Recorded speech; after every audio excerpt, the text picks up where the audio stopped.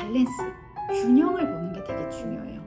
크기도 보고, 컬러도 보고, 스토리도 보고, 형태력도 보고, 창의성도 보고. 하나만 매몰돼서 그림을 파악을 하면 안 돼요. 아, 이거 작으니까 자존감 떨어져. 이게 아니라 작은데 너무 세밀하게 그렸어. 그러다 보니까 거기에 힘을 너무 주다 보니까 나머지는 대충 한 거예요. 무슨 얘기인지 알겠죠? 네. 이런 식으로 그림을 해석하려고 해야 돼요. 그냥 분석하고 키워드로만 찝으려고 하지 말고. 그래야지 좋은 이제 심리미술 선생님이나 그림을 해석할 수 있는 선생님이 되겠죠. 이 친구는 이제 여자친구예요. 자, 여자친구인데 이런 식으로 나무를 크게 그려줬어요. 자, 굉장히 이성적이고 논리적이고 수학을 잘하는 여자친구로 이렇게 추측해 볼 수 있지만 자기 중심적 사고를 하고 주변에 아무것도 없죠.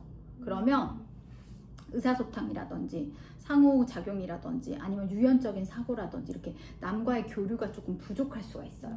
자기만의 세계에 빠져 있을 수가 있죠. 그래서 독서를 좋아한다든지 수학을 좋아한다든지 뭔가 게임을 좋아한다든지 자기만의 세계가 있겠지만 상호작용하고 유연한 감정은 좀 부족할 수 있다. 이렇게 생각하면 될 거고, 컬러는 지금 초록, 파란, 은색 다 이공계적인 컬러를 골랐어요. 5학년 여자친구입니다.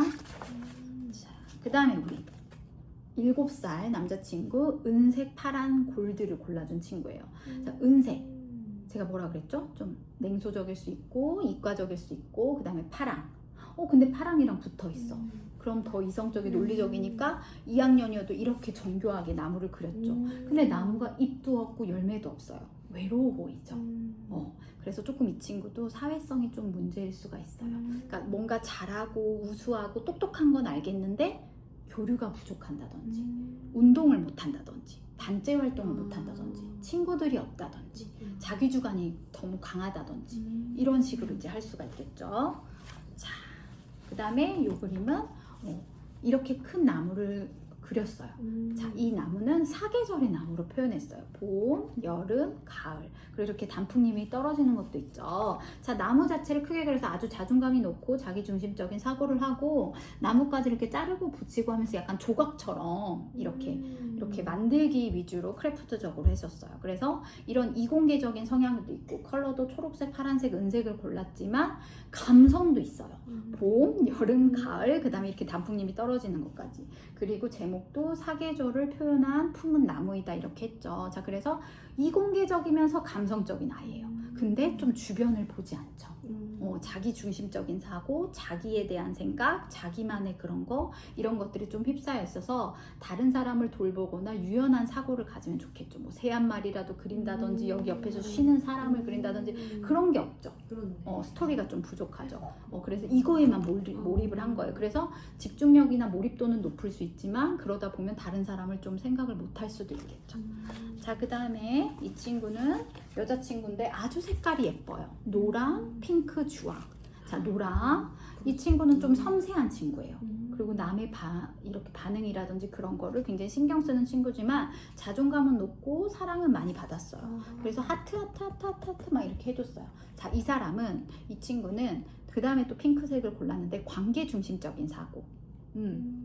남이 나를 어떻게 평가하는지, 남이 나를 어떻게 생각하는지 이런 것들이 굉장히 중요한 친구예요. 그래서 컬러도 감성적인 컬러, 열매도 하트를 그려줬어요. 자, 근데 제가 알기로는 이 친구가 6학년인 걸로 알고 있어요. 6학년이 그러기에는 조금 이성적인 컬러, 그 다음에 이성적인 사실적인 드로잉 실력들이 더 표현되면 좋을 뻔했죠. 그리고 햇님을 이렇게 크게 그렸어요. 사랑을 자기도 표현하고 갈구하지만 더 받고 싶은 거예요. 그러면 이런 친구들은 뭐 이제 6학년이라 하면 조금 남자친구 이성 문제에 더 관심을 갖는다든지 아니면 조금 사춘기가 빨리 온다든지, 그러니까 너무 뭐든지 불균형을 이루고 과잉되는 건 좋지 않아요. 뭐 감정이 과잉이라든지 너무 논리가 과잉이라든지 이런 것들은 조금 오히려 그러니까 이렇게 균형을 이루고 밸런스를 맞추는 게 중요한 거죠. 감성적인 면도 있고 이성적인 면도 있고 이런 것들, 그쵸? 감성이나 감정이 과잉이라고 보면 될 것 같아요. 그런 경우에는 조금 또래에 비해서 애기 같거나 유치해질 수 있죠. 그래서 조금 다양한 과학 독서라든지 역사라든지 위인이라든지 여러 가지를 좀 보충해주면 좋을 것 같아요. 자, 그 다음에 요 나무. 자, 이 나무도 자 5학년 여자친구가 그린 건데 나무가 어때요? 굉장히 크고 중심에 있죠. 자기는 정말 열심히 성실하게 했어. 하지만 심플하고 단순하죠. 자, 나무까지 있어요? 없어요? 없어요.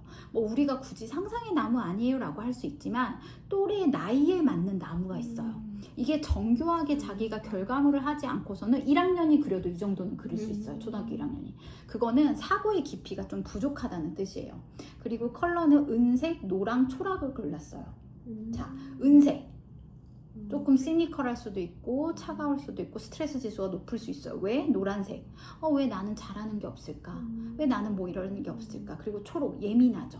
자, 이런 친구들이 자기의 기대치는 높은 데 비해서 영특하고 예민한 데 비해서 성적이 안 나온 아이들이 이럴 수 있어요.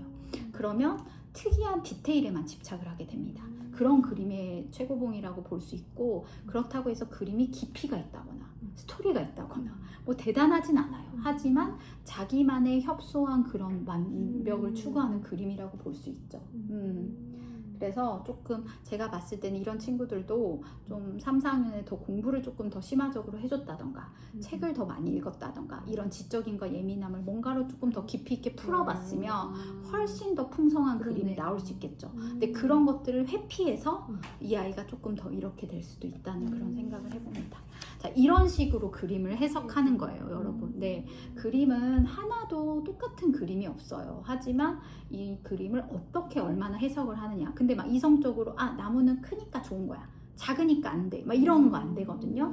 자, 이 그림도 보면은 나무가 되게 작은 편이에요. 그쵸? 그럼 작으니까 안 좋은 걸까요? 작으니까 안 좋은 건 아니지만 이 태도를 한번 봐봐요. 대충 막 한 것 같지 않아요? 그쵸? 그리고 이거는 자세히 그렸지만 나머지는 대충 했어. 그런 게 이제 나무를 작게 그린 애들의 특징이에요. 이런 거 하나에 매몰되고 이러다 보면 나머지 중요한 걸 놓치는 거. 그럼 완성도가 떨어져요. 무슨 얘기인지 알겠죠? 네. 그래서 자, 이 친구 같은 경우도 나무를 그렸는데 아주 다양하고 꼼꼼하게 그렸어요. 그쵸? 그런데 뭔가 조금 자기만의 생각에 빠져 있고 좀 뭐라 해야 될까, 객관화되지 않은 나무예요. 그쵸? 그래서 자기만의 고집과 자기만의 생각이 좀 강한 아이겠구나 라는 생각이 들어요. 그래서 또래보다 조금 더 빨라요. 6살 친구인데, 그리고 야무지고 책임감도 있고 집중력도 있고 차분하고 지묘한데, 제가 봤을 땐 좀 책을 덜 읽은 것 같고, 그 다음에 스토리 능력이 좀 부족한 것 같고, 좀 협소한 것 같아요. 남을 받아들이는 건 이런 것들이. 그래서 아무것도 없죠, 주변에. 예, 자기 생각만 있는 거예요. 그래서 이런 식으로 그림을 해석해 나가는 방법을 우리가 심리미술 교사 양성과정을 통해서 배우는 거고, 본인도 자꾸 그런 걸 해석하려고 해봐야 돼요.